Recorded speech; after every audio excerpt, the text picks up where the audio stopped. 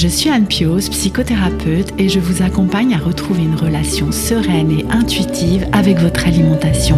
La pleine conscience du pouvoir est un podcast qui vous accompagne à reprendre le pouvoir dans votre relation avec la nourriture, à sortir des injonctions de la culture des régimes et à ne plus vous sentir seul avec tout ça. Dans ce podcast, je partage des outils, des réflexions.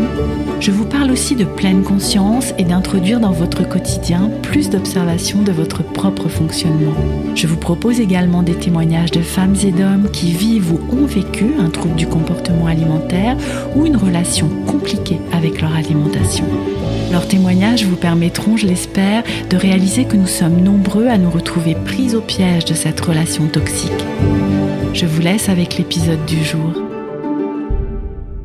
Bienvenue dans l'épisode 112 du podcast La pleine conscience du pouvoir.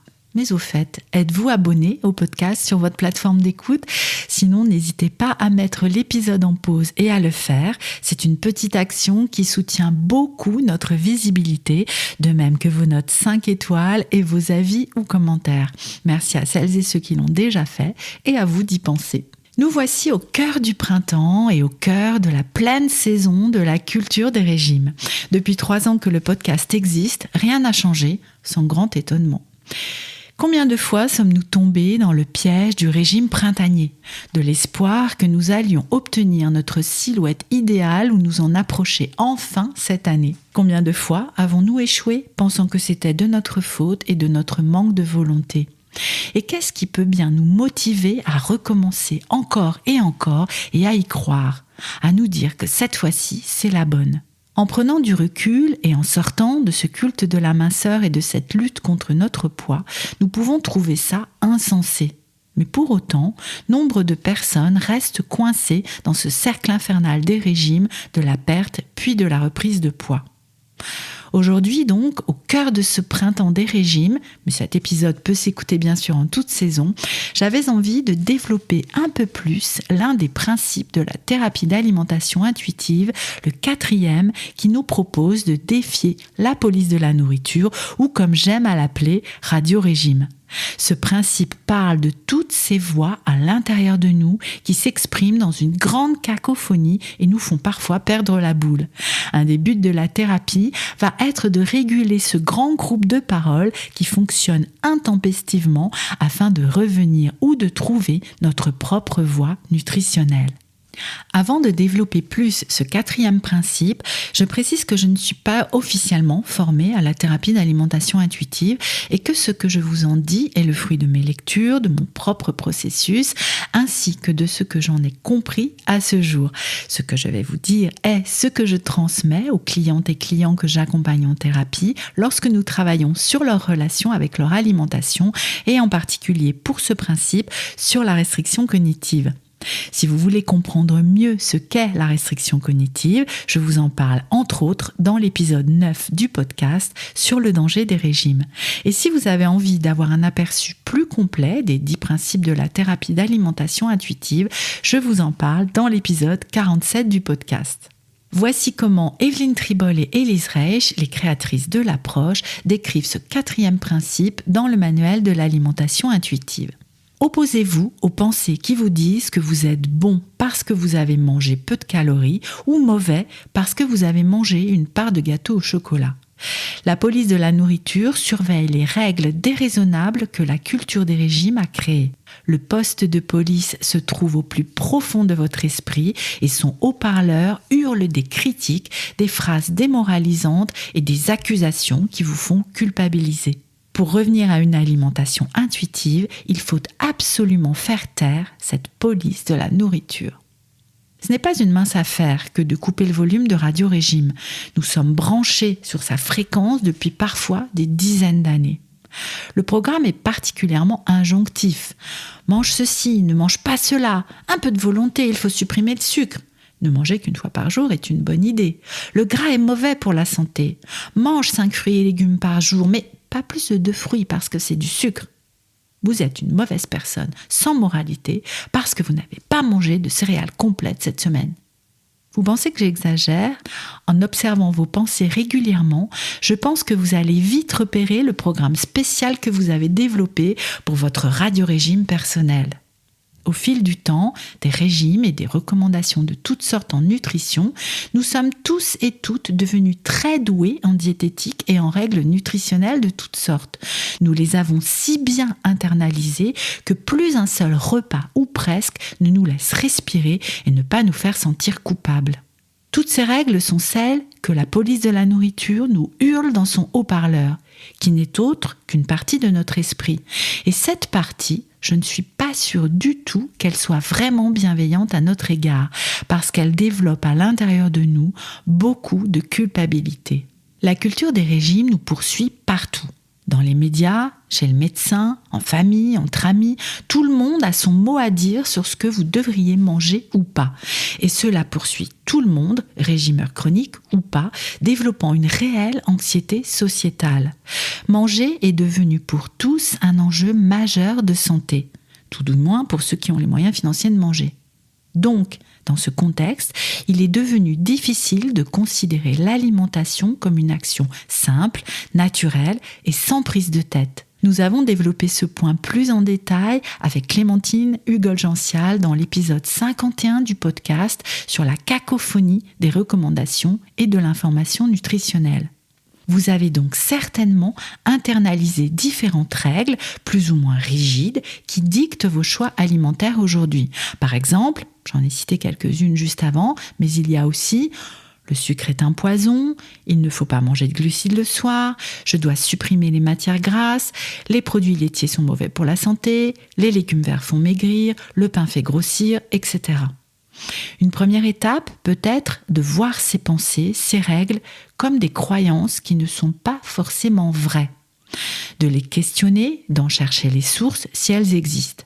De comprendre d'où elles viennent et de vérifier qu'elles sont toujours d'actualité.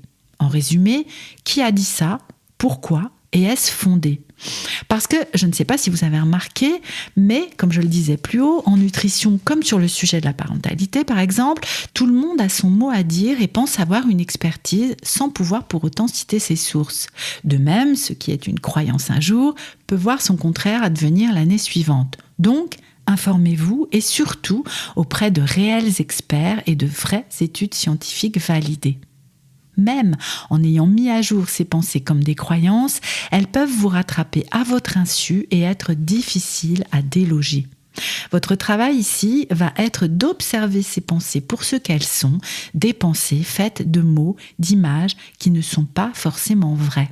Dans l'épisode 86 du podcast, je vous ai proposé de développer la part de vous qui observe ces pensées, en entraînant votre moi observateur grâce, par exemple, à des exercices formels de pleine conscience. Je vous en propose, si vous le souhaitez, dans le pack d'audio de pleine conscience, dont vous trouverez le lien dans la description de l'épisode. Peut-être aujourd'hui êtes-vous plus à même de repérer des pensées avant de vous laisser embarquer par ce qu'elles vous proposent, y compris donc les pensées liées à la restriction cognitive comme celles proposées plus haut en exemple. À chaque fois que vous allez en rencontrer une, quand vous vous rendez compte qu'elle se présente à votre esprit, je vous propose de vous poser les questions suivantes. Est-ce que cette pensée est vraie ? Si la réponse est oui, est-ce que je suis sûre qu'elle est vraiment vraie ? Je vous invite alors à chercher des preuves irréfutables, études scientifiques par exemple. Comment est-ce que je réagis quand je crois cette pensée ? Quelle action je mets en place ? Qu'est-ce qui se passe ? Qui serais-je sans cette pensée ? Quelle émotion est-ce que je ressentirais ? Quelle action est-ce que je ferais si elle n'était pas là ? Est-ce que cette pensée me fait du bien ? Est-ce que grâce à elle, je m'approche de ce qui est important pour moi ou est-ce que plutôt je m'en éloigne ? Chez le régimeur ou la régimeuse chronique, la police de la nourriture est un juge interne, une voix forte à l'intérieur de soi et elle se renforce à chaque nouveau rééquilibrage ou régime. Et cette voix, elle a un complice, le conseiller en nutrition. Lui, il s'appuie sur toutes les règles de la nutrition. C'est le roi du manger sain, le dictateur qui conduit certains jusqu'à l'orthorexie. Je ne sais pas si vous connaissez ce trouble des conduites alimentaires. Nous en parlerons très bientôt dans un nouveau témoignage sur le podcast. Cette voie peut être difficile à identifier parce qu'elle donne des règles de santé, de bon sens, d'alimentation saine. Et qui d'entre nous n'a pas envie d'avoir une alimentation santé, une alimentation saine ? Cette voix, elle va pouvoir devenir un allié le jour où vous aurez fait taire la police de la nourriture. Parce qu'alors, elle se transformera en l'allié de la nutrition qui vous permettra, et c'est ce que propose le 10e et dernier principe de la thérapie d'alimentation intuitive, de faire des choix alimentaires en accord avec vous et vous seul, basés sur la santé et la satisfaction et non plus sur la privation ou les régimes. Une autre voix fait beaucoup de bruit dans votre tête, c'est celle de la rebelle des régimes. Ce sont toutes les pensées qui veulent ruer dans les brancards face à celles de la police de la nourriture ou du conseiller en nutrition. C'est ce que j'appelle la part d'ado en nous qui ne supporte pas l'interdit sans le défier. Et c'est cette voix qui, par exemple, nous fait manger bien au-delà de notre satisfaction parce qu'il n'est plus question de nous priver. C'est elle qui vous fait manger tous les bonbons du paquet parce qu'un jour vous avez entendu que le sucre est mauvais pour la santé et que c'est interdit d'en manger. Cette part de rebelle se déclenche face à vos propres pensées, mais aussi en réaction aux remarques que pourraient vous faire des personnes extérieures.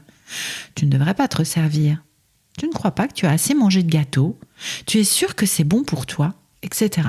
Ces remarques vous invitent à challenger une part de vous qui pourrait, plutôt que de se retourner contre vous, apprendre à poser vos limites et à ne plus laisser les autres commenter vos comportements avec l'alimentation.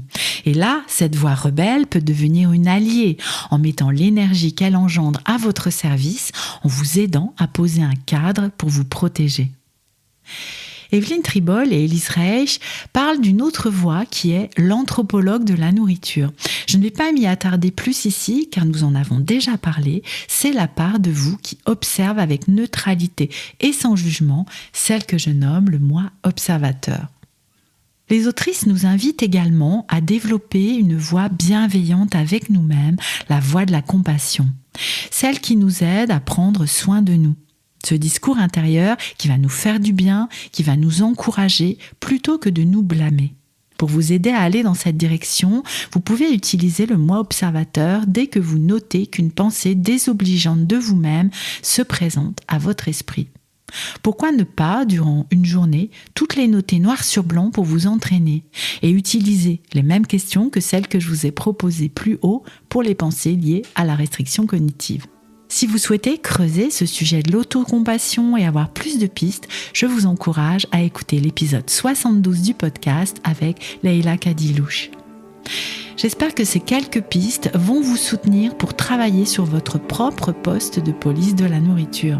N'hésitez pas à me faire vos retours et sachez que faire ce travail d'observation et de déconstruction seul est un réel challenge. Si vous ressentez le besoin d'être accompagné dans ce changement de fréquence radio, n'hésitez pas à me contacter pour entamer une démarche de psychothérapie. J'ai, à l'heure où j'enregistre cet épisode, quelques disponibilités pour vous accompagner. Passez une bonne fin de journée et à très bientôt pour un prochain épisode de la pleine conscience du pouvoir.